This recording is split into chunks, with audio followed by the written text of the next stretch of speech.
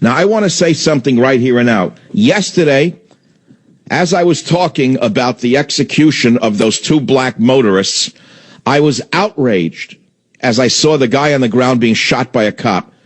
I was outraged by it. It looked like an assassination to me, and I said so. I was so outraged that I said I am thinking of marching with the Black Lives Matter organization. That is now over. As far as I am concerned, the Black Lives Matter organization is a domestic terrorist organization, and it should be investigated by the FBI immediately. I was taken in emotionally. It fogged my judgment. How do you like that? Because I watched this Black Lives Matter movement begin, and I know how it began. It began in Ferguson with the false narrative about Brown. Him, hands up, don't shoot, as he was trying to approach the officer and take his gun and beat him up. That was the false narrative that these left-wing murderers put out and started the ball rolling on the BLM movement. So don't think that we're all immune from emotional thinking.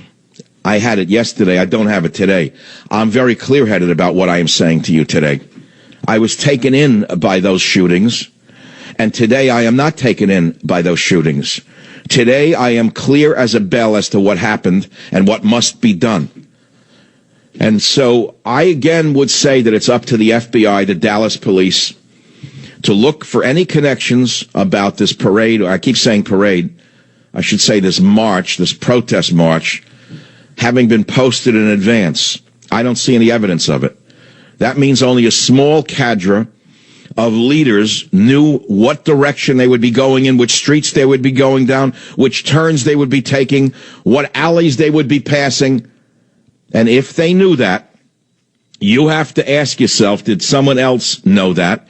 And did they tip off the shooters who were laying in wait, either up on a building or behind pillars?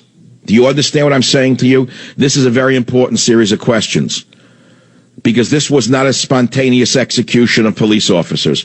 This is the beginning of one of the biggest changes in American life. And sometimes you can see it. We wake up today and we see that a Black Power group claims responsibility, and they're warning of more assassinations. And last night, a group of individuals were taunting the police right after the murder, calling for the slaughter of pigs.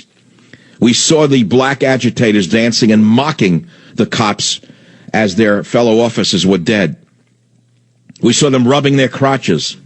You didn't see any of this? It didn't make it to the local news? Wolf Blitzer didn't play it? I have some Wolf Blitzer tape. This man should be indicted for inciting a riot, in my opinion. I couldn't believe what he did, Mr. Blinky, with the glasses. A man who has long outlasted his tenure on television, as far as I'm concerned. Okay, don't get me started on these people in the media, please. I watched it very carefully, and I saw what they were doing. Blitzer was the worst of all of them. So there's a lot to talk about right here on the Savage Nation. Be here. Join the Savage Nation.